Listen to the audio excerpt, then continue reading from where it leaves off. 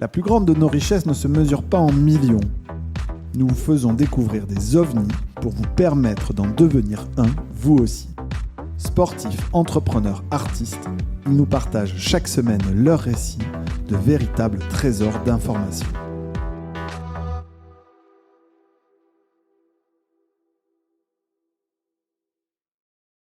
Bon, aujourd'hui, je suis super content de recevoir un autre investisseur dans le fond, un hôtelier qui s'appelle Stanislas Warny. Stanislas, merci d'être venu ce matin. Merci.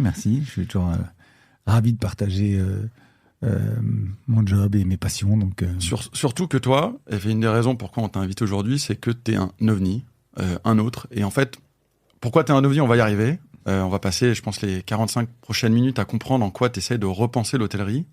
Mais t'es un ovni parce qu'en fait, dans les écoles de commerce, dans les cours d'économie, on te parle toujours de synergie.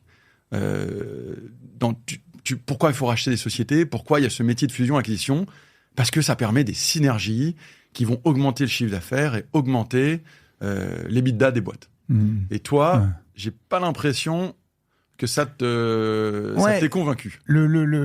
C'est l'économie d'échelle que ça va générer les synergies. En concentrant, on devrait arriver à d'abord recruter des meilleurs profils parce que le projet est plus gros, donc tu arrives à choper des meilleurs directeurs. Tu arrives à avoir un pouvoir de négociation plus fort pour avoir des meilleurs prix, ainsi de suite. Oui, c'est vrai que c'est pas du tout la voie qu'on a choisi, moi et les investisseurs qui m'accompagnent dans mon métier. Donc effectivement, je suis hôtelier parisien. Ça veut dire quoi, hôtelier parisien? Hôtelier parisien, ça veut dire que tous mes hôtels sont à Paris. Voilà. C'est-à-dire que tu es propriétaire et opérateur. Ouais, propriétaire, opérateur, président des sociétés hôtelières. Et donc, voilà, mon métier, 60% de mon temps, c'est d'être auprès de mes équipes dans les hôtels. Alors évidemment, je n'accueille pas les clients, mais je suis au plus près du métier. C'est aussi une des valeurs dont je vais parler. C'est que les décisions doivent se prendre là où le business se fait. Et donc, pour moi, c'est très important de pouvoir être près de mes hôtels. Et c'est aussi pour ça qu'ils sont que à Paris, que je me concentre que sur la place parisienne. Tu peux te déplacer en quelques minutes. En scooter, en vélo, à pied. Avant qu'on rentre sur ce concept. Dis-moi. Non, le point qui était important pour revenir sur ce concept, effectivement, de synergie, c'est que la force aujourd'hui, la puissance d'un métier comme le nôtre, le métier d'hôtellerie, un métier d'accueil, c'est l'humain. Voilà. Et moi, j'étais ravi de pouvoir venir partager un peu mon expérience parce que on est dans un ère absolument incroyable où l'intelligence artificielle va arriver. On nous parle de remplacement de l'humain, on nous parle de technologies qui doivent augmenter la productivité à des niveaux encore supérieurs, même si elle a déjà énormément augmenté. Et alors qu'au milieu de tout ça, on oublie que dans nos bis, c'est de l'humain. Alors moi, c'est très très fort dans mon métier, puisque effectivement, il faut qu'il y ait un réceptionniste qui dise bonjour. C'est ça la valeur de l'expérience. Mais ça, c'est parce que tu te positionnes haut de gamme. Parce que moi, on envoie des vidéos là avec des hôtels où il y a plus personne. Ouais, on envoie des vidéos, mais c'est de la commodities pure, voilà. Et c'est pas non, c'est pas là où toi tu vas aller en parler, c'est pas l'image que tu vas véhiculer, c'est pas le. Mais c'est pas des meilleurs. Au final, toi, tu penses que sur ton positionnement, vu ton approche, t'as un rendement similaire. À ces boîtes qui font de la commodité. Quand tu vends de la commodité, si tu la vends, tu te sens mal, t'es déjà très fort, d'accord? Parce qu'en fait, il y a rien que tu vas mettre en premium, toi, en tant que client. Tu vas avoir le dry du dry. Donc, tu vas te retrouver 100 € la nuit. 100 € la nuit, voilà. Donc, ça veut dire que tu vas te retrouver avec des taux de marge forcément écrasés par chiffre d'affaires. Si tu montes en 4 étoiles à Paris, t'es 240. 4 étoiles plus, 250, 260. C'est là où tu commences à avoir de l'espace et à avoir des marges qui sont additionnelles. Voilà. Moi, c'est transparent, je peux le dire. À Paris, quand tu gères très bien tes hôtels comme nous, on a des taux de marge autour de 45-55% sur les hôtels d'une capacité autour de 80 chambres. Tu vois, c'est la moyenne de mes hôtels. Et taux de marge, ça t'inclut quoi dans le... Tout. Voilà, je parle de BE, tout. Donc, c'est énorme. Ouais, c'est significatif. C'est parce que c'est bien opéré et on va revenir parce que toi, tu l'opères bottom-up quasiment. Exactement. Juste avant qu'on rentre là-dedans, parce que je pense qu'il y a beaucoup de gens qui nous écoutent qui ne sont pas forcément conscients de ça.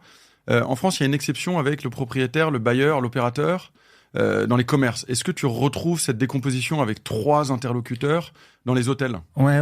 Il y a plusieurs manières d'investir dans l'hôtellerie. Tu peux acheter les murs et fonds, tu peux acheter que les murs, tu peux acheter que le fond. Et puis sinon, tu peux être aussi opérateur pur et donc avoir un mandat de gestion. Donc effectivement, il y a plein d'axes pour investir.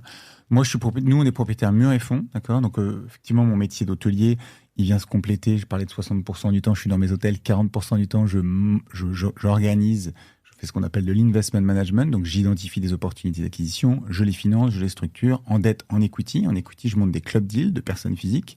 Donc, tu vois, moi, j'ai investi dans votre fonds, mais j'ai des investisseurs qui ont fait un cash out sur leur projet personnel, entrepreneurial, et ils réinvestissent leur cash out dans l'hôtellerie. Chez moi. Donc ça, c'est une partie des clients que j'accompagne dans l'hôtellerie. Et puis une fois qu'on a acheté l'actif ensemble, parce que moi je co-investis toujours, là effectivement je le gère et j'accompagne cette gestion. Voilà. Donc nous c'est le l'angle qu'on a choisi. Effectivement, après tu peux investir de manière très différente. Et souvent, dans tous les cas, tu as besoin d'un opérateur. Et c'est là où on parle des accords, c'est là où on parle, ou même à Paris, des sociétés hôtelières comme Centaurus, comme Onotel, qui sont des gestionnaires que je mets un peu dans la catégorie traditionnelle parce que eux effectivement ils considèrent que pour être performant il faut centraliser. Voilà. Et donc moi le mot très fort chez nous c'est ce qu'on appelle la décentralisation. Voilà. On va y revenir parce que tu innoves même là-dedans avec de la quasi blockchain. Mais ça sera pour la deuxième partie du podcast, mais assez fascinant. Donc toi en fait t'arrives, tu dis à tes investisseurs, tu dis voilà moi je vais acheter les murs, je vais opérer parce que je sais opérer. On n'en a pas parlé mais toi, aujourd'hui, tu as 42 ans. Ouais, un peu plus, 45. 45, bon, merci. Ah oui, c'est 45 ans. Tu as vécu une expérience dans l'entrepreneuriat digital, en fait. Ouais. Et tu as essayé un peu d'apporter tout ce savoir-faire. Ouais. Toi, tu dis à cet investisseur, moi, j'achète le bien, je l'opère, et c'est comme ça qu'on aura le meilleur rendement. Oui. À 200%, si tu veux, je l'ai dit un peu avant, la valeur, elle est créée là où il y a l'échange commercial. L'échange commercial, c'est dans l'hôtel. Pour augmenter ma top line, dans l'hôtellerie, c'est un métier de gestionnaire. C'est-à-dire qu'une fois que tu as ton actif, il est positionné là où il est, tu as le nombre de chambres que tu as, tu vas pas le changer. Donc, si tu veux augmenter ta top line, c'est pas de la croissance externe, c'est pas des choses comme ça. Parce que ton hôtel, l'objet, il est fixé. Donc, c'est un métier de gestionnaire. Donc, comment j'augmente un peu mon chiffre d'affaires, je peux quand même. Je fais un peu de travaux, évidemment. Je mets des technologies modernes. On parle du yield revenue management, donc un petit peu d'AI ou d'algorithme pour changer les prix. Eux, ils sont morts, mais bon, il y a des remplaçants maintenant. Mais oui, ça a été racheté par Hôtel. Par Booking. Booking, effectivement, maintenant, il y a des remplaçants, donc tu mets un peu de techno dans ton métier, mais surtout, tu mets de l'expérience client, d'accord ? Parce que moi, je peux te dire que la différence chez toi, il n'y a pas de marque en fait. Non, il n'y a pas de marque. Il n'y a pas stanislaswarnyhotels.com. Ouais. Il n'y a pas de marque. Et donc en fait, tu arrives et tout ce que tu me dis là, j'ai l'impression que tu peux créer des synergies. On dit tiens, ça c'est un hôtel Stanislas Warny. Ok, je vais y aller. Là, en fait, on sait même pas que c'est toi qui opère cet hôtel. Oui, mais parce qu'on s'en fout de Stanislas Warny. Ce qu'on veut, c'est la localisation. Ce qu'on veut, c'est le produit spécifique. Une fois, je suis avec ma femme. Une fois, je suis au boulot. Je choisirai pas le même hôtel, même si je vais dans la même ville. Donc, l'offre est assez importante. L'important, c'est que quand j'ai choisi cet endroit-là, la note et l'expérience que les autres ont exprimée est importante. Donc nous, ça, c'est une manière d'augmenter. Donc là, on commence déjà à voir que c'est le personnel qui fait la différence. Que moi, je peux te dire très scientifiquement, un hôtel qui est 8.7 sur Booking, il performe nettement moins qu'un hôtel qui est 8.8, 8.9. Ça se joue à 0,1. Voilà. La note, c'est 80% du service. D'accord ? On peut dire ce qu'on... Alors évidemment, c'est un hôtel. Une bonne note, c'est 8, 8, 8, 9, les très bonnes notes. Faut pas être en dessous de 8, 8. En dessous de 8, 7, c'est compliqué. Tu vois une vraie différence. Donc ça se joue. Et tu vois même une vraie différence dans ton chiffre d'affaires, mais dans la qualité de l'hôtel. C'est pas juste des notes. Les notes, il y a du vrai, il y a du concret dans les notes. Souvent, les gens râlent. Non, bien sûr, il y a du concret. Les restaurants, ils râlent, par exemple. Non, mais il y a toujours le mal luné qui te met une mauvaise note parce que tu lui as envoyé sa facture par mail alors qu'il la voulait par papier. Et voilà. Mais ça se rattrape, ça ? Mais oui, ça se rattrape, bien sûr, ça se rattrape par du volume. On a toujours un couillon sur 100. Si tu as un couillon sur 1000, c'est moins impactant. Mais ça se rattrape pas dans le sens où ça peut se rattraper genre sur la note Booking. Ouais. Genre tu t'appelles le gars, tu dis non mais je t'envoie, désolé, enlève ta note. T'as pas le droit. Si t'as le droit, écoute, nous on le fait pas parce que on préfère se concentrer à acquérir plus de notes plutôt qu'à rattraper les accidents ou voilà. c'est beaucoup plus facile d'augmenter son taux de captage de notes. Tu vois, mes hôtels, Ouais. ils font 12% des clients laissent des notes dans mes hôtels, ce qui est une bonne stat. Et ça, c'est une stat que tu suis. Ouais, beaucoup, énormément. C'est fondamental. Parce que pour augmenter ma top line, j'ai besoin de ça. Donc là, tu as commencé déjà à comprendre que c'est le people la clé dans mon business, sur la top line, en fait, au fond. Une fois que tu as fait des choses basiques. Quand tu regardes après la structure de coût, comme la plupart des boîtes dans lesquelles vous investissez, ma structure de coût, c'est donc sur 100 de mes coûts, je vais avoir 60, et peut-être moins moi dans mon secteur, mais moi c'est 60% de mes coûts, c'est le people. People, ouais. Donc charger tout. Ouais, charger tout.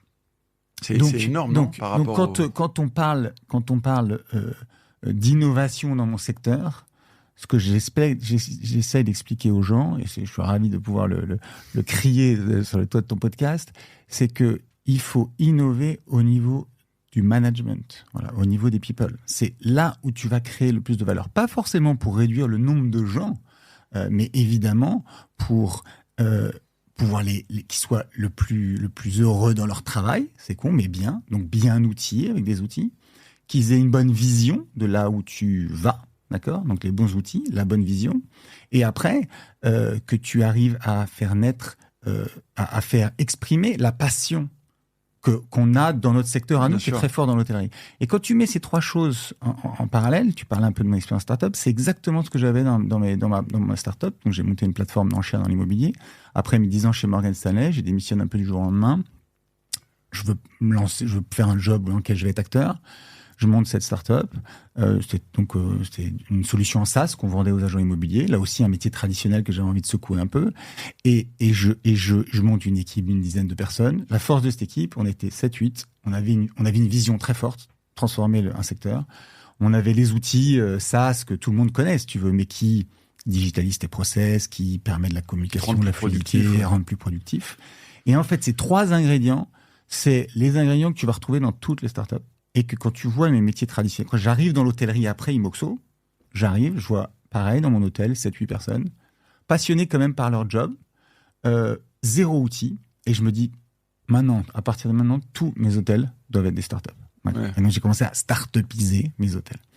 Et c'est un peu plus qu'un mot, startupiser, c'est un état d'esprit, si tu veux. Tu les as associés au capital de chaque projet ? Non, il n'y a pas l'association capital. C'est pas ce qu'ils recherchaient. Alors, c'est intéressant et on va peut-être y revenir quand on parlera de la DAO et du côté blockchain, parce que le token a comme vrai objectif de cristalliser la valeur que peut créer une DAO, mais on va y revenir. Mais dans l'hôtellerie, c'est un petit peu plus compliqué. Donc oui, ils sont incentivés très clairement à leur performance, mais plus avec des mécanismes qu'on retrouve classiquement de type bonus, de directeur, tu vois. Parce qu'en fait, la valeur de l'actif est déjà très significative. C'est pas comme dans une start-up où tu peux filer des BSPCE parce qu'il va y avoir une augmentation de la valeur. Moi, un hôtel, une fois de plus, c'est un objet qui est fini. Ouais, la taille est finie, donc la croissance n'est pas finie et la valeur existe déjà. Une belle upside, c'est x2 sur 7 ans. Et donc, tu as déjà un prix à l'entrée qui est très cher. Ouais, mais si on est aussi un peu transparent. Alors moi, je suis plutôt mes investisseurs, comme je t'en ai parlé, sont plutôt patrimoniales, d'accord, puisque c'est souvent soit de la transmission, soit du cash out à réinvestir, d'accord. Donc ils ne souhaitent pas prendre un niveau de risque trop important. Sinon, d'ailleurs, ils iraient plus chez toi que chez moi. Voilà. Donc s'ils investissent dans l'hôtellerie, c'est qu'ils cherchent un petit peu plus de sécurité. C'est ce qu'on a en achetant des murs d'hôtel et des fonds de commerce. Donc les rendements sont forcément inférieurs. Mais oui, nous on est sur des détentions de 7-8 ans, donc tu peux facilement arriver à un 7, un 8, un 9. J'ai des belles opérations qui font x3, donc voilà. Est-ce que tu disais que c'était un prix à l'entrée ? Oui, la start-up, elle vaut 0 le premier jour. Voilà. Elle espère valoir 500 millions 10 ans plus tard. L'hôtel, il vaut 50. Donc tu peux créer des mécanismes d'incentive très forts. Voilà. Ce qui est un petit peu moins vrai chez nous. Donc on revient sur ta recette de succès. Donc c'est vraiment people. Donc toi, tu as rajouté ce côté techno. Juste, dernière question. Et sur la rémunération, aujourd'hui, il y a un grand débat en ce moment sur le coût du travail en France. Sur est-ce qu'on doit encore augmenter les impôts, les charges salariales, supprimer les exonérations de charges patronales, charges salariales, etc. Dans ton secteur, vous êtes traité d'une manière différente ou non, ça pèse quand même Non, alors sans faire de politique. Hein. Non, on n'est pas du tout traité d'une manière différente. On a un secteur très important pour l'économie française puisqu'on représente 8% du PIB. Donc, c'est un secteur qui est identifié. C'est une des forces de la France. On l'a vu avec les Jeux Olympiques encore plus. Donc, on a un pays qui rayonne, c'est important. Non, on a une branche très forte, donc un secteur dans lequel la représentation des salariés est très forte. Et s'exprime beaucoup. On a des revalorisations de branches assez importantes souvent, mais on est pour, et même nous en tant que ou dans les syndicats d'hôteliers, on accompagne ce mouvement parce que c'est un métier pas facile, voilà. Être au contact de l'humain 24/24, tu sais, je vois plein d'entrepreneurs quand ils viennent me parler de leur projet, pitcher leur boîte, j'ai l'impression qu'ils se détournent de l'humain parce que c'est tellement plus facile de s'occuper d'une machine ou d'un robot, d'être juste derrière son ordinateur. Être derrière la personne, s'adapter à chaque fois, tous les jours, sur les 10, 20, 30 check-in ou expériences que tu vas avoir au bar, machin. C'est un métier extrêmement dur. C'est un métier qui te demande de ta personne, qui te mange ton énergie. Et donc non, on a fortement envie de le soutenir. Et moi, je continue à chercher des nouveaux modes de management dans l'hôtellerie. Donc, tu vois, m'affranchir totalement de cette verticalité qu'on avait dans l'hôtellerie. Quand je suis arrivé dans mon premier hôtel, on vous voyait le directeur. Tu vois, je peux donner des exemples. Ouais. Donc, aujourd'hui, je suis dans mes hôtels, c'est des modèles totalement horizontaux. D'accord ? C'est-à-dire que je vais avoir 3 personnes à la tête de mes hôtels. Les acronymes que tu connais, CSO, CO, CMO, d'accord, qu'on trouve dans les startups. Ça dans chacun de mes hôtels. T'as un CMO pour chaque hôtel, en fait. Ouais, j'ai un CMO pour chaque hôtel, j'ai un CO pour chaque hôtel, j'ai un CSO pour chaque hôtel. Et chacun d'eux porte leur hôtel. Mes hôtels font en moyenne un chiffre d'affaires 3-4 millions, tu vois. Donc, c'est des grosses boîtes, hein, c'est de très grosses boîtes. Donc, leur job est extrêmement impactant. Leurs décisions ont évidemment du poids et sont à contrôler, hein, parce que tout de suite, quand on me parle de mon modèle décentralisé, donc moi tout seul, mais 10 hôtels, 3 directeurs par hôtel, c'est-à-dire que moi, je dois interagir avec une trentaine de personnes. On me dit, mais comment tu fais pour gérer tout ça ? Ouais. Évidemment, la techno déployée dans les hôtels. Moi, je remonte tout ça à travers les API et j'ai un système développé en interne qui me permet de savoir exactement ce qui se passe tout le temps. D'accord ? Ça fait partie du deal. Je vous donne du contrôle et du pouvoir, de la responsabilité. En échange de ça, je veux savoir absolument tout ce qui se passe. Et puis après, Et qu'on soit très clair, ouais. Parce que je pense que pour que les auditeurs, en ce cas, au-dessus de ces 10 x 3 directeurs, donc c'est 30 directeurs, il n'y a que toi. Enfin, au-dessus, moi. C'est pas au-dessus, mais t'as personne. Si, que moi, faut au-dessus. Moi, je suis leur employeur. Au-dessus. Il y a pas en fait, ce que je pense que les gens. Il n'y a pas de siège. Tu es tout seul. Je suis tout seul. Tu es tout seul et t'as ces 10 hôtels. Ouais. Avec, il y a combien d'employés dans chaque hôtel ou collaborateurs ? Écoute, on est en moyenne une vingtaine, voilà.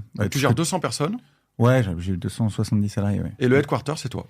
Et le headquarter, c'est moi. Et donc ton bureau, il est où ? Mon bureau est dans le centre de Paris, comme ça, en vélo, je peux être partout facilement. Mais donc dans ton bureau, t'as une pièce. Ouais, non, dans mon bureau, j'ai une pièce, mais mon bureau, c'est les hôtels, si tu veux. C'est ça. Voilà, exactement. On est toujours à droite, à gauche, au plus près des équipes, et j'ai pas vraiment besoin de bureau. Voilà, j'ai entre guillemets inventé le télétravail avant que tout le monde s'y mette. Mais cette dimension de se dire, même sur des business avec autant de valeur, 3 millions de chiffre d'affaires, autant de people, autant de problématiques, parce qu'un hôtel, c'est une entreprise en tant que telle. Il y a du marketing, il y a du sales, il y a toutes les composantes, il y a de la compta, il y a toutes les composantes. Il y a du réglementaire. T'as même pas un expert comptable. Enfin, t'as le même expert comptable. Ouais, dans l'expertise comptable, ça c'est en dehors du business. Ouais, tu vas toujours pour produire tes comptes, tu fais toujours. Par contre, le contrôle de gestion, ça, c'est fait en interne. C'est-à-dire, tous les mois, savoir où est-ce que j'en ai, mon revenu, mes coûts, est-ce que c'est en ligne avec mes budgets, est-ce que j'ai bien payé mes factures, tout ça. Ouais, le manager Intel, il connaît pas le chiffre d'affaires. Ouais, quoi que tu dois faire un peu de benchmarking. Ah non, mon manager, il connaît tout. Non, mais je veux dire, est-ce qu'il connaît le chiffre d'affaires d'un hôtel, d'un autre de tes hôtels ? Ouais, là, on a une dimension communautaire, d'accord, puisqu'on partage les mêmes valeurs, on partage la même philosophie, on partage les mêmes outils que moi j'impose dans les hôtels pour pouvoir être en contrôle de ce qui se passe. Donc, on partage les choses. Et donc, on appelle ça la communauté. Tu vois, entre eux, ils s'appellent les cousins, quoi. Voilà. Donc, évidemment, souvent, ils se parlent et ils échangent. Mais une fois que donc tu as dit, j'ai mis des gens comme je dis, des gens qui l'en veulent, d'accord ? C'est mes officers, c'est-à-dire qui sont investis, qui ont envie de grandir, qui ont envie de se développer. Tu leur as donné les responsabilités. Une fois que tu as mis la couche d'outils, une fois que tu as posé la vision chez nous, c'est assez basiquement un budget, c'est-à-dire, ok, voilà ce qu'on va faire, voilà comment on veut se positionner, voilà le type de service, voilà la note qu'on veut obtenir, ça c'est notre vision. C'est un peu plus simple que dans les métiers d'innovation pure. Ouais, mais KPI, voilà, la vision. Ça aujourd'hui, avec le monde, comment il évolue, avec les attentes des salariés, je veux dire, les attentes des humains aujourd'hui, qui ont vachement évolué, ça fonctionne et ça fonctionne très très bien. Et c'est pour revenir sur ton point de la centralisation, ça crée plus de valeur d'être décentralisé, je le démontre tous les jours depuis 5 ans, que de centraliser, d'enlever le pouvoir dans les hôtels, de le remonter dans un siège, si tu veux, grâce à ce pouvoir que tu as remonté et cette masse que tu as créée, embaucher des gens qui vont venir chez toi parce que tu as une plus grosse masse, donc waouh, j'ai un job, je contrôle 10 hôtels, je fais les ventes dans 10 hôtels, et de centraliser ça, de payer des gens plus cher, mais d'appauvrir les métiers d'en dessous. Voilà. Moi, mon job, c'est toujours de se dire comment je peux renchérir la qualité, améliorer la qualité, créer des jobs de plus en plus intéressants, de plus en plus bas. Et je le fais même au niveau des gouvernantes. Tu vois. Il y a des hôtels qui, les gouvernantes, elles ne regardent pas les chiffres. Moi, j'apprends mes gouvernantes à lire des KPI, à regarder la productivité de leur équipe, à travailler sur le timing des femmes de chambre dans le temps qu'elles font, à descendre les décisions le plus près du terrain. Ma conviction, c'est une des philosophies qu'on essaie de beaucoup diffuser, qu'on retrouve beaucoup dans le lean management, d'accord ? On appelle ça le gemba. Le gemba, c'est le lieu où ça se passe en japonais. Et ça, c'est notre focus permanent. Notre job, c'est que la décision, elle soit prise à l'endroit où la chose se passe. Voilà. Et ça, c'est fascinant de t'entendre parler de ce style de management. Ça devient d'où ? Est-ce que c'est cette passion décentralisation ? Enfin, comment tu nous as parlé très rapidement, tu as fait 10 ans chez Morgan Stanley avant de te lancer en tant qu'entrepreneur. Ouais.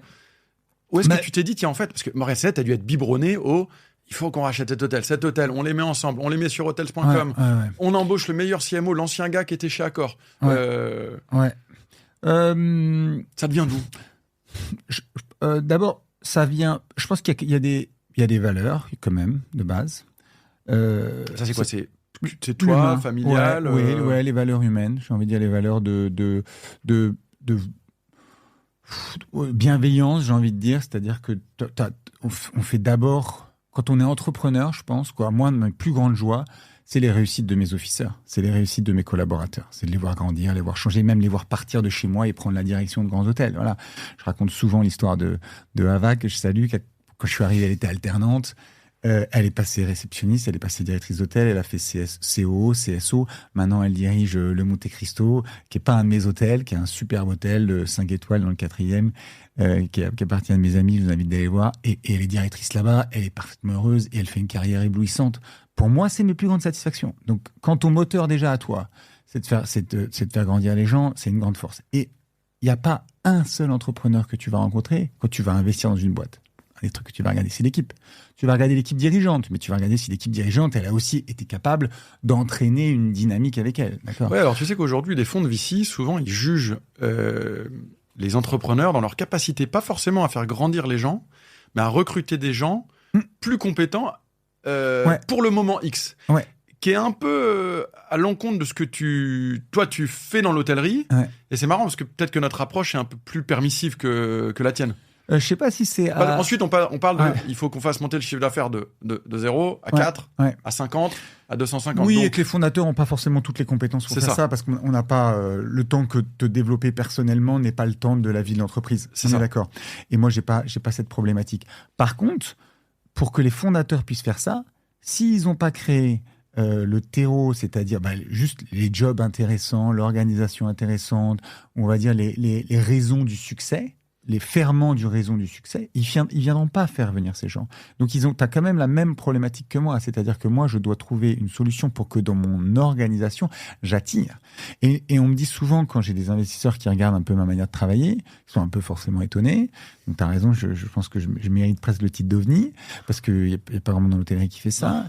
Ils me disent mais Mais t'as pas un problème de recrutement. Tout le monde parle du problème de recrutement dans l'hôtellerie, tu vois. Comment tu recrutes? Non, j'ai pas de problème de recrutement parce que mes jobs ils sont intéressants, voilà. Et tu recrutes comment? Est-ce que ça fonctionne à on a alors référencement? C'est des métiers assez, c'est des biais, solutions assez classiques. On a des sites spécialisés dans l'hôtellerie, on a du cooptation, évidemment. Mais ça marche, le parrainage, parce que il y a beaucoup d'hôtellerie. C'est marrant parce que le parrainage, il y en a dans la tech. Ouais. Dans l'hôtellerie, dans le modèle un peu centralisé, j'ai envie de dire, celui du en haut, il dit non mais je vais pas faire confiance à celui du bas.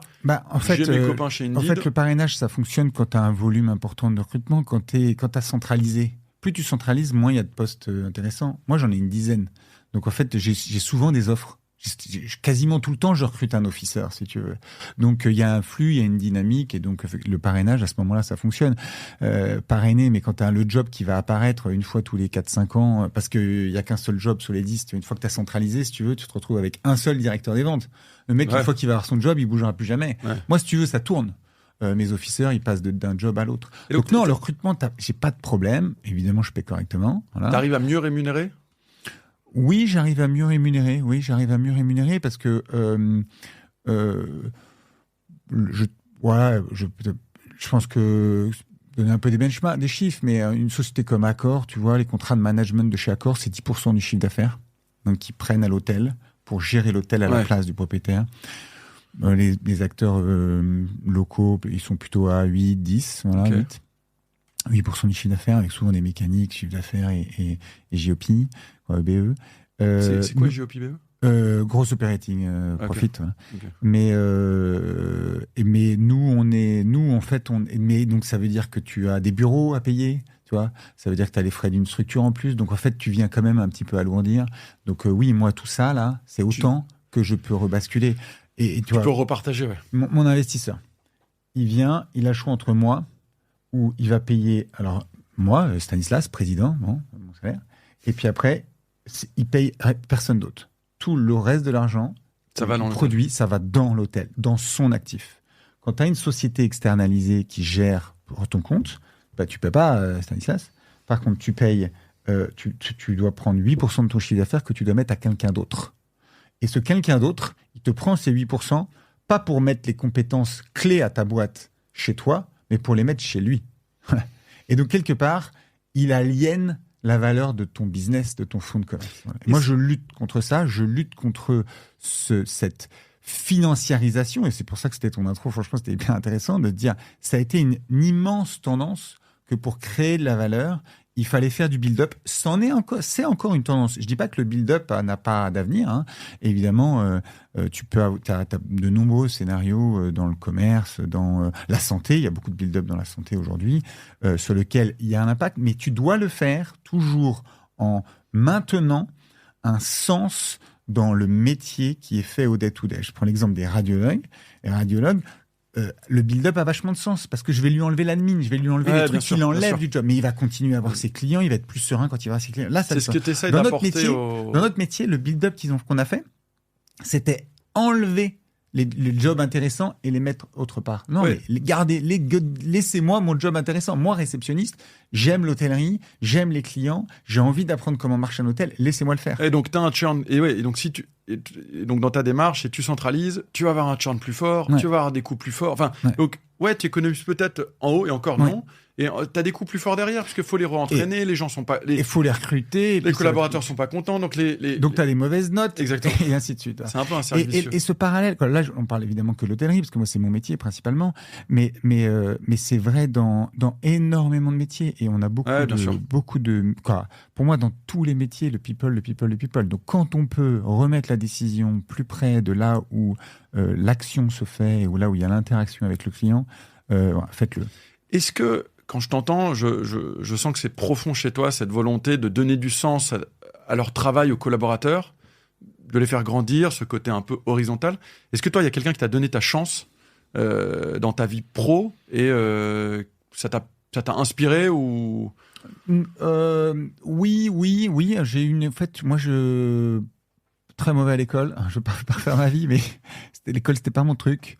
Et en fait, j'ai eu la chance de rencontrer ma femme qui m'a dit faut qu'on parte en Italie. L'Italie, c'est exceptionnel. J'avais 25 ans à l'époque et je pars en Italie. Et c'est vrai que c'est dans ce pays que j'ai commencé à trouver à sentir ou à percevoir, même si je l'ai compris beaucoup plus tard, les ferments de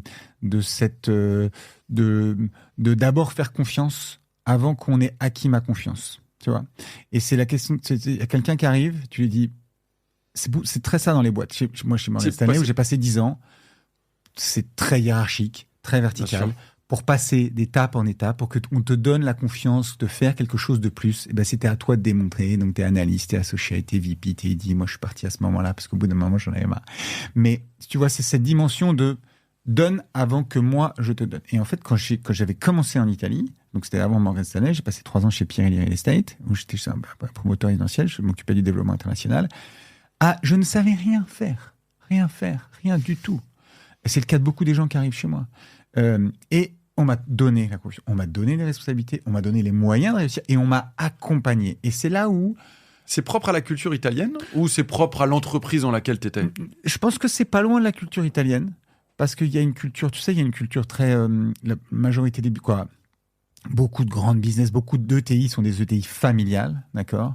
Donc avec une proximité avec les équipes, une proximité avec les gens, pas du tout cette dimension de si lui il est pas bien, je prends quelqu'un d'autre. Il y a cette dimension d'investissement et de long terme. Donc je pense que c'est quand même assez lié à la culture italienne. Et je salue Salvatore qui était donc un peu mon mentor à cette époque-là, qui est lui napolitain, donc vraiment pour le coup qui est les toujours routes, à la tête de Pirelli. Alors il n'était pas à la tête de Pirelli à l'époque. Non, lui il est parti depuis. Okay. Mais non, nous on était un petit département. Mais si tu veux cette confiance qu'on vient te donner parce qu'on te met en position, et si tu veux cet inversement des rôles, je reviens sur mes 30 officers. Si moi, je devais tirer mes 30 officiers, être leur boss, être leur manager, et les tirer vers le haut, c'est impossible. Personne n'a 30 gars en dessous de toi. Ça fonctionne pas. Donc, ça ne peut marcher que si toi, tu as inversé le truc et que tu es là pour les pousser. Pousser 30 personnes, c'est possible. Tu vois, hop, là, je te fais monter. Là, là-dessus, t'es un petit peu faible, je te fais monter. Tirer, pas possible. Pousser, c'est possible. Et en Italie, c'est là où j'ai commencé à voir ce mode de management de... Je te mets une organisation, et pareil, je te donne des outils, je te donne une vision, je te donne évidemment l'environnement agréable et le salaire qui va bien, et avec ça, tu prends, tu l'emmènes. Et moi, je t'aide à pousser. Voilà. Donc c'est ça le point de départ. C'est sûr que chez Morgan Stanley, j'ai connu vraiment autre chose. Ouais. Écoute, c'est fascinant parce que je pense qu'on parle très peu, enfin tu sais, même dans mon monde du venture capital, on investit où ? France, Allemagne, Angleterre. L'Italie et l'Espagne, on regarde ça un peu avec dédain, peut-être à tort, hein. En techno, j'en sais rien. La question que je pense naturellement avoir quand tu parles culture italienne, 10 hôtels, 30 officers, est-ce que c'est scalable en fait ? Donc est-ce qu'en fait, oui, ton modèle il est bien, mais dans l'école de commerce, on te parle de gérer des boîtes qui font 500 millions, 1 milliard de chiffre d'affaires, etc. Ouais. Est-ce qu'en fait, ton modèle a une limite ou tu penses que non ?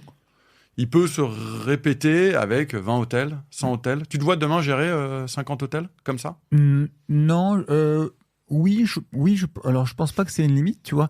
Et je vais faire un très bon parallèle. Quelqu'un qui a fait ça dans un autre secteur, parce que c'est assez proche en fait, ça s'appelle IAD. Tu connais forcément IAD, Bien sûr. Réseau mandataire dans l'hôtellerie, boîte immensément successful, métier traditionnel, agent immobilier. D'habitude, on allait chez Orpi et puis on allait dans une agence et puis tu gravissais les échelons. Et puis ils sont arrivés en disant non, la valeur, c'est la relation avec le client qui vient apporter son mandat. Et donc, l'avènement des réseaux mandataires. Les réseaux mandataires, donc on lui avait fait le même point, je pense, et en fait, il a construit un système de recommandation, et donc au bout d'un certain temps, un mandataire du réseau peut encadrer d'autres mandataires. Et donc, il se retrouve pareil dans cette même situation, à leur donner les clés du business, les 3 composantes que j'ai données, et à les accompagner et à les pousser pour fonctionner. Donc non. Et aujourd'hui, je connais pas les chiffres d'IAD, mais c'est un des leaders de la transaction française. Ils n'ont pas eu de problème de scalabilité. Et le chiffre d'affaires, il se compte évidemment en centaines de millions. Voilà. Ouais, donc non, je ne pense pas du tout qu'il y ait un problème à la scalabilité. Et on n'en a pas parlé, parce que je ne sais pas combien de temps il nous reste, mais je voulais, tu as un petit peu évoqué la blockchain. Donc, non, mais j'allais dire, les 3 composantes là, passons un peu sur la techno, parce que je pense que les blockchain fanatiques, là, ils attendent depuis 35 minutes qu'on leur parle de blockchain. Putain, ils vont être super déçus. Ils vont être super déçus. Raconte un petit peu ce volet techno. Ouais. En fait, aujourd'hui, c'est parce que j'entends ton modèle, il il est scalable. Aujourd'hui, quelqu'un t'écoute, dit, en fait, je vais faire comme Stanislas. Qu'est-ce qui fait qu'aujourd'hui, c'est pas si facile de faire comme Stanislas et que t'as C'est facile. C'est facile. J'adore. C'est facile. Il faut y aller, il faut le vouloir, sur la techno. Il faut croire. Alors, sur la techno, quand tu vois, moi, je parlais un peu de chiffres. Alors, je fais pas plusieurs centaines de millions de chiffres d'affaires, mais je fais quand même 60 millions de chiffres d'affaires. Je gère, en valeur d'actifs, ça représente quand même 500 millions d'euros, donc c'est significatif.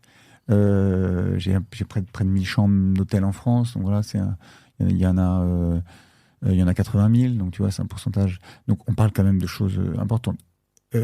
Pour gérer tous les risques associés à une activité de cette taille-là, évidemment, la maîtrise, j'ai envie de dire au sens large, de la data est clé. D'accord ? Donc, un des savoir-faire technologiques que j'ai, c'est cette maîtrise de la data. D'accord ? Donc, je suis accompagné là-dessus par une boîte qui s'appelle Oversight, d'accord ? Dont le métier, c'est les 3 savoir-faire, c'est data management, knowledge management et BPM, business process management. Donc sur le data management, c'est se connecter aux outils métiers qui sont aujourd'hui tous en API dans n'importe quelle boîte. Moi, c'est vrai, j'impose mes outils API ouverts en API dans les hôtels.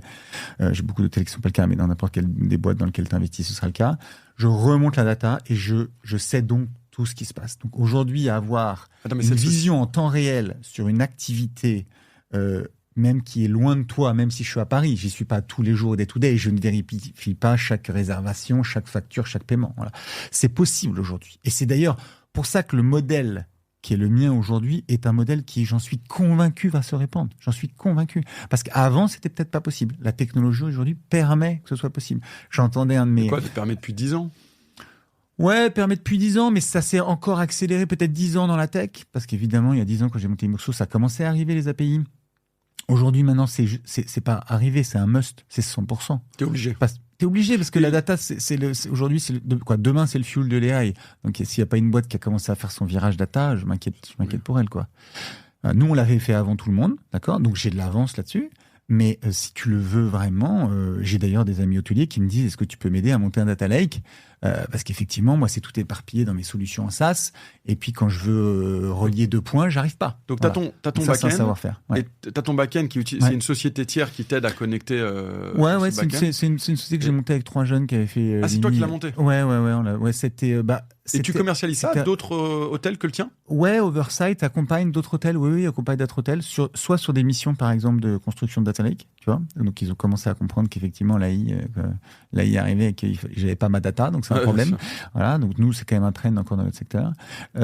Et puis après, qu'accompagne aussi même, on va dire, en accompagnement à la gestion pour déployer ce modèle horizontal dans les hôtels. Ouais. La boîte s'appelle Oversight et je salue mes associés là-dessus qui font un boulot incroyable. Mais donc quand on parlait des besoins, voilà, effectivement tous les techos qui m'écoutent, ils vont être très déçus. J'ai rien de révolutionnaire là-dessus. Moi, je suis pas un innovateur sur la technologie, je suis un innovateur sur le management. Le Oversight, ils ont un front aussi? Tu vends un front? Non. Toi, tu as développé ton front pour tes hôtels? Non, ils développent le front pour moi, le propriétaire. Voilà. Mais dans les hôtels, on veut pas aliéner le propriétaire, l'investisseur qui a acheté son hôtel. Je veux pas l'aliéner à une solution tierce. Donc non. Tu lui vends le data lake. Et s'il veut un front, informations, il peut, oui, mais ce sera du reporting, si tu veux. C'est plutôt de la data vise. Okay. Tu vois, c'est pas du front fonctionnel. Et donc, tu parlais, toi, tu as innové sur DAO blockchain. Alors, pas blockchain. Parce que c'est compliqué, parce que c'est pas possible, parce que c'est pas légal. Voilà, c'est pour ça. Là, c'est un appel que je lance à, pour le coup, ceux qui m'écoutent et qui sont attachés à ce sujet. Aujourd'hui, je vais revenir un petit peu sur la genèse du projet. Cette vision décentralisée, il nous reste combien de temps? Est-ce que je te vois regarder un peu là? Non, il nous reste autant de temps, il nous reste 10 minutes. Okay. Mais... Ça dépend ceux qui nous écoutent, s'ils font un 10 km, s'ils sont bientôt arrivés à destination. Mais D'accord. Allez les gars, encore quelques kilomètres, c'est bon pour vous. Dans cette vie, on a cette vision de décentralisation. Là, je te l'ai un peu expliqué, on l'a poussé hôtel par hôtel. Dans un de nos derniers club deals, on l'a encore poussé une étape plus loin, d'accord? On l'a poussé non pas sur des hôtels qui font 3-4 millions de chiffre d'affaires, mais on l'a poussé dans des hôtels qui font 1 million de chiffre d'affaires, 1 million, 1,5 million de chiffre d'affaires. C'est un groupe qui s'appelle Corner. dont vous allez commencer à entendre parler, puisque donc maintenant il y a une dizaine d'hôtels à Paris. Ils viennent de recevoir le prix de l'innovation au International Hospitality Awards. Voilà, donc ils commencent à être identifiés en tant qu'acteur qui fait bouger les lignes. Et c'est l'expression, on va dire, ultime de la décentralisation, puisque dans ce groupe hôtelier, l'organisation du travail, c'est une DAO, organisation décentralisée autonome. La DAO, c'est un mode d'organisation très répandu dans les web du Web 3, pour une raison hyper simple, c'est que les mecs sont éclatés dans le monde entier, n'ont pas de juridiction commune, donc ont des jobs souvent très différents, donc n'ont pas besoin de créer des hiérarchies, et ont un problème pour capter la valeur et pour prendre des décisions, d'accord ? Parce que si t'as pas d'entité commune, bah comment tu prends les décisions ? T'as pas de board, t'as pas de truc. Donc ils ont structuré et créé aujourd'hui ce qu'on appelle les DAO. Ça fait longtemps que ça tourne, que c'est maintenant en place. Et ils avaient besoin du token, d'accord ? Donc de la blockchain, du jeton pour cristalliser la valeur qu'ils créaient en commun. D'accord ? Puisqu'en plus du chiffre d'affaires qu'ils génèrent et des rétributions qu'ils font, la marque qu'ils ont créée, le produit, leur savoir-faire, ça crée de la valeur. Ça, c'est cristallisé dans le token. Et c'est exactement ce qu'on voulait faire avec Corner. Donc, Corner, c'est une DAO. C'est-à-dire que quand on doit prendre une décision, quand ce groupe hôtelier doit prendre une décision sur la couleur du canapé. Sur l'approvisionnement au petit déjeuner. Voilà. Est-ce qu'on va changer l'appro au petit déjeuner, qui est pour le commun à tous les hôtels ? L'appro au petit déjeuner, c'est-à-dire approvisionnement, le choix du café. D'accord. Voilà, le choix du café. Est-ce qu'on met tel type de croissant ou pas tel type de croissant ? Est-ce qu'on va, changer un process métier ? Est-ce qu'on va changer, par exemple, est-ce qu'on va créer un tarif spécifique pour un tel ou tel clientèle ? C'est des décisions de tous les jours à prendre. C'est des décisions de tous les jours. Ces décisions sont prises collégialement. Il y a des votes, d'accord ? Donc dans la DAO, sont prises collégialement par la communauté. D'accord ? Et la communauté, c'est qui ? Ce sont les salariés aujourd'hui. Alors, les salariés votent. Voilà, exactement. En France, on est obligé. On va dire qu'on est obligé. On n'a vraiment pas de manière de pouvoir faire de l'hôtellerie avec que de l'auto-entrepreneuriat. C'est considéré un peu comme à l'image d'Uber, considéré comme un moyen pour pas payer des charges sociales, voilà, et d'enlever des protections aux salariés. C'est un peu dommage, mais c'est la vision de l'État aujourd'hui. Donc nous, ce sont des salariés, d'accord. Mais donc juste que je comprenne, c'est pas les investisseurs qui votent ces décisions. Non, ce sont des décisions opérationnelles, d'accord. Si tu fais le parallèle avec mes autres hôtels, c'est des décisions qui sont prises au niveau de l'hôtel. Donc c'est pas étonnant que ce soit pas les investisseurs, c'est pas des décisions stratégiques, d'accord. Ça reste des décisions opérationnelles, mais c'est des décisions au day-to-day que moi dans mes hôtels autonomes, indépendants, sont pris par les officeurs. Là, il n'y a pas d'officeurs. D'accord ? Il n'y a pas d'officeurs. Ah oui, là, tu n'as pas tes 3 officeurs par hôtel. Tu n'as pas les 3 officeurs. C'est les salariés qui, collectivement, par rapport à leur vécu, leur expérience... Ils poussent ton modèle encore un rang... Je descends encore plus, je rapproche encore plus les décisions. Là, c'est même plus au niveau du directeur, c'est au niveau du réceptionniste. De la gouvernante, de la réceptionniste, de la sécurité. Ouais, alors en fait, c'est des hôtels tellement petits que tu as en fait une seule personne à l'instant T. Donc quand tu as les 10 hôtels, à l'instant T, tu as une personne par hôtel, d'accord ? Je mets de côté les femmes de chambre qui sont aussi internalisées, mais qui pour le coup n'ont pas la capacité de prendre des décisions sur le petit déjeuner, puisque ça les regarde pas. Donc si on met les décisions là où la personne est... Donc et qui amène ces décisions ? Il y a ce qu'on appelle des porteurs de rôle, comme dans la DAO. Dans la DAO, il y a toujours une personne qui va personnifier un rôle pendant une période définie dans le temps. Cette personne va être élue par les autres, d'accord ? Donc moi, réceptionniste, je peux être choisi. Par exemple, il y a un rôle qui est ambianceur. Ambianceur, il doit créer l'ambiance dans la communauté, le fait que les gens se sentent bien, aient envie de communiquer, créer des événements pour créer une communauté plus forte. Mais il y a aussi le boulanger. Le boulanger, il est élu par la communauté et le boulanger, c'est lui qui va amener ses décisions à la communauté en disant là, j'ai identifié sur les avis clients que tel produit ne plaît pas. Donc pendant un mois, c'est le boulanger, un mois, c'est l'ambianceur. Non, pas un mois, on est sur des timings. Là aussi, on évolue, on tâtonne. Il faut savoir que là, c'est très innovant. On est la première DAO dans le monde physique. D'accord, dans le monde physique. Et le monde physique apporte un certain nombre de contraintes. Je t'ai parlé des contraintes légales. D'accord. Il y a aussi effectivement les contraintes de comment tu captes tous les signaux qui ne sont pas des signaux digitaux. La DAO y arrive très bien. Les DAO dans le Web 3, 100% est digital. Donc tout est capté, tout est identifié, tout est KPIisé si tu veux. Et donc la fluidité de la communication et de la transparence de l'information est totale. Dans le monde physique, c'est pas le cas encore. Donc nous, c'est là où Corner a eu le prix de l'innovation pour un outil qui s'appelle le KMS, donc là pour le coup qui a un front, et qui est l'outil que chacun des membres de la communauté va utiliser pour faire ses votes, pour savoir ce qui s'est passé. Donc je rentre dans un hôtel Corner aujourd'hui, quasiment tout, c'est des décisions communes votées par les membres, par les collaborateurs. Ouais. Corner. Je simplifie un peu. Tu simplifies un peu, mais c'est une vision très forte. C'est une vision qu'on porte depuis 1 an et demi, donc évidemment elle n'est pas encore aboutie. Évidemment, et ça, il y a des choses qui ne fonctionnent pas. Pour qui? Pour les collaborateurs et l'expérience client? Et pour les deux. Pour les deux. Évidemment, nous, on le fait pour l'expérience client, parce que rien de pire qu'un réceptionniste qui en a rien à foutre de son job. Je dis pas que c'est le cas, je dis pas que c'est la majorité des réceptionnistes, évidemment. Mais si mon job, c'est juste de faire des check-in, check-out.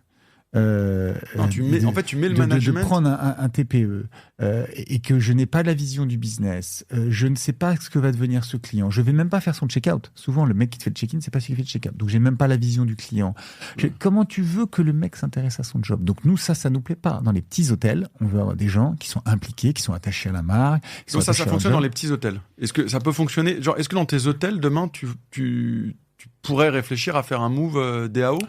Non, je pense que dans un hôtel qui a une taille suffisante pour pouvoir se staffer de manière indépendante, d'accord. Je pense que je resterai sur un modèle indépendant. Mais sur beaucoup des petits business, tu vois, le retail, c'est assez adapté pour une DAO. Ou même le food. Je parlais à quelques entrepreneurs du food. Quand tu développes une marque, tu as une chante de malade. Les mecs ont des jobs pas passionnants. Ils voient pas ce qui se passe au-dessus. Ils voient même pas ce qui va en dessous. Ils voient que leurs petits trucs. Ils font là, c'est des jobs alimentaires, tu vois, c'est le cas de dire. Non, on peut leur donner une vision de ce que c'est que notre métier. On peut les motiver. On va les garder plus longtemps. On va les faire venir plus facilement. Et donc ça, c'est une vraie vision. Et juste parce que tu es un serial entrepreneur, tu nous as parlé de plusieurs business, là tu en gères plusieurs, en fait, les hôtels, Oversight, etc.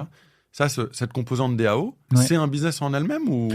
Non, c'est pas un business en elle-même aujourd'hui. Je dis pas que ce sera pas le cas. J'ai beaucoup de discussions avec beaucoup de gens qui s'intéressent à ce modèle-là parce qu'ils ont les problématiques qui sont les miennes, c'est-à-dire garder des jobs intéressants parce que c'est des jobs humains, donc de relations. Donc je te parle du food, je te parle du retail, tu vois. Beaucoup de vendeuses dans des boutiques de fringues adorent les produits, ils sont passionnés par leur job. Sûr. Mais le job en elle-même, payé, il y a toute une composante qu'elle a. Et surtout, elles sont pas sollicitées, en fait. Donc et en plus, elles sont pas sollicitées. Il y a beaucoup de choses qu'elles pourraient apporter qu'elles n'apportent pas. Il y a un manager dans le magasin qui va leur dire, tiens, Et non, le manager, souvent, il est sur 15 magasins, donc il tourne, elle le croise 5 minutes, donc elle a même pas de N+1. Déjà, naturellement, de fait. Tu vois. Et donc là, c'est un problème. Comment même tes valeurs d'entreprise, tu arrives à les diffuser? En fait, la plupart des boîtes essaient même plus. Ils disent non, c'est une personne qui vient, elle va juste faire truc, et puis je vais pas essayer de créer de la valeur sur ce qu'apporte cette personne, quoi. Donc, pour moi, c'est un thème extrêmement actuel qui va continuer à se poser parce que à l'heure de l'intelligence artificielle, où on commence à se poser la question de quelle va être la place de l'homme, d'accord, dans le monde du travail, parce qu'avant c'est l'école blanche qu'on va remplacer aussi. Qu'est-ce qui va redevenir? Tu parlais de sens, j'aime pas trop ce mot-là, mais le moteur de mon engagement dans le travail. Voilà. Si nous, chefs d'entreprise, on vient pas apporter une réponse, essayer d'apporter des réponses. Je dis pas que mes réponses sont forcément sont parfaites. Hein. Évidemment qu'il y a des challenges, évidemment que la DAO c'est compliqué, évidemment que ça a demandé un effort additionnel pour les investisseurs qui nous ont accompagnés. Mais il faut qu'on adresse ça parce que on peut digitaliser tout ce qu'on veut. On est dans un monde physique, avec des interactions physiques. Cette approche, t'as réfléchi à la documenter par écrit. À partager son... je suis pas très théoricien, je suis pas très bouquin. Ouais, j'allais dire, tu pourrais écrire un livre. Je vois plein de bouquins de start-up là autour de moi, ils me font peur, je les ai jamais ouverts. Non, je suis pas... Non, j'ai une tradition orale. Ça, c'est mon côté italien. Ouais, et t'es déjà passé sur un podcast? Non, c'était ma première. C'est ton premier podcast? Ouais. Avant qu'on termine le podcast, je sais que toi, t'es un passionné de voile. Ouais. Nous, on a quelques souscripteurs qui sont aussi passionnés de voile, qui ont leur voilier. Enfin, ensuite, je connais pas toutes les définitions des types de voiliers, qui font des concours, des compétitions. Des régates, on dit. Des régates. Je pense à Hugues Brunel, qui est un de nos premiers investisseurs, qui a son bateau et qui est mordu de bateau. Enfin, on en a d'autres. Toi, est-ce que la voile t'a permis de faire certains parallèles avec ton métier Ouais, la voile, c'est un sport d'équipe.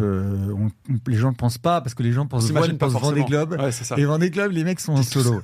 Donc, c'est pas un très bon exemple. Mais la voile est principalement un sport d'équipe, parce qu'on n'est pas tous des Charlie Dalin. Et donc, c'est un métier dans lequel... c'est un métier, c'est un plaisir. C'est un métier pour certains. C'est un métier pour certains, dans lequel le travail en équipe...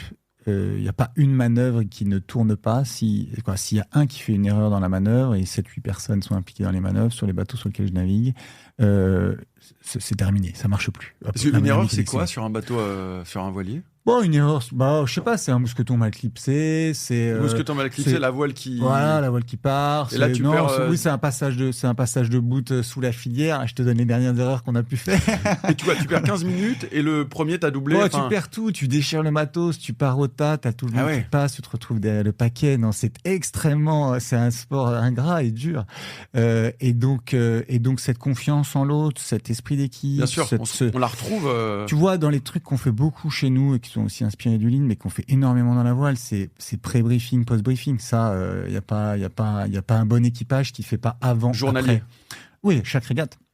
Non, et journalier, je pensais même dans ton métier. Ah ouais, dans notre métier, oui. Tes officers, tu leur dis, voici, le matin, il faut dire ça, le soir... Ouais, alors, on n'a pas réunionite, mais oui, nous, il y a énormément de feedback et d'écoute. Énormément de feedback et d'écoute.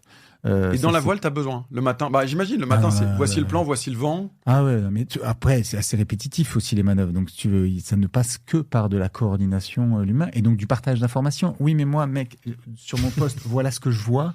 Si moi je vois ça, je vois pas le truc que tu penses que je vois. Ah oui, mais comme j'étais pas à ta place, je savais pas que tu voyais pas ça. Ça, on l'a dans notre job au day-to-day. Et donc, c'est cette capacité à se mettre à la place de l'autre, à l'écouter, à traiter les informations, à prendre des décisions. Donc, évidemment que la voile, même si c'est pas tous les jours, je pense pas à la voile dans mon job, c'est des sports et c'est des passions qui nourrissent les réflexions autour du management. Ouais. Dernière question, sur un voilier, donc moi je pense toujours au capitaine qui crie sur tout le monde et qui dit tu vas là, tu fais ça, tu fais ça. C'est pas tout à fait ça en fait, c'est que chaque personne il y a encore beaucoup de capitaines qui aiment crier, mais ça aussi je pense que c'est en train de changer. Il y a une indépendance au niveau... Enfin, indépendance, évidemment, on ne peut pas faire n'importe quoi. Il y a une autonomie très forte, ouais. Le capitaine, il peut crier tout ce qu'il veut, il ne va pas se déplacer à l'avant du bateau pour aider le numéro 1, qui est la personne qui gère l'envoi de SPI, par exemple. Il ne va pas se déplacer pour le faire. Typiquement, il a cette incapacité de le faire. Mais comme un chef d'entreprise va avoir l'incapacité d'avoir... tu vois, nous, quand on fait de la résolution de problèmes, c'est-à-dire on a eu un problème dans notre business, quelle qu'elle soit, on va se poser, on va essayer de comprendre quelles sont les causes racines. Souvent, les causes racines, elles sont trop loin du manager, d'accord ? Et parce que l'organisation est faite de telle sorte. Donc, toi, tu dois trouver des moyens en place pour que cette personne qui fait l'action, d'avoir les moyens de contrôle, les moyens d'action, donc cette autonomie pour pouvoir y répondre. Parce que tu peux pas te déplacer à ce niveau-là. Voilà. Donc ça, c'est la décentralisation. C'est une bonne analogie, ça. De se dire, tiens, tu penses voir le problème, mais en fait, comme un capitaine de voilier... Tu pourras pas y aller. Ouais. Tu pourras pas y aller. Mais même si tu le vois, et encore, tu le vois pas souvent sur les voiliers. Ouais, tu peux le voir. Ah bah si, c'est très frustrant. Tu peux le voir. Ah ouais, quand t'es à la tactique, t'es à l'arrière, tu regardes, tu te dis, mais non, ça va, non. Mais c'est en un instant, hein, les manœuvres, c'est quelques dizaines de secondes, donc quelques petites minutes. Quoi. Stanislas, écoute, ça fait 51 minutes, tu vois, qu'on échange. Franchement, fascinant ta vision. Ça fait longtemps que moi, j'avais pas entendu un peu cette approche et les convictions que tu portes. Donc, un grand merci d'être venu. Merci à toi. Comme je disais, j'adore partager ça se voit, mes passions. Ça se voit. Donc, c'était un plaisir. Et en espérant te retrouver bientôt sur nos prochains événements OVNI. Merci beaucoup. Allez. À très bientôt et bravo. À très bientôt.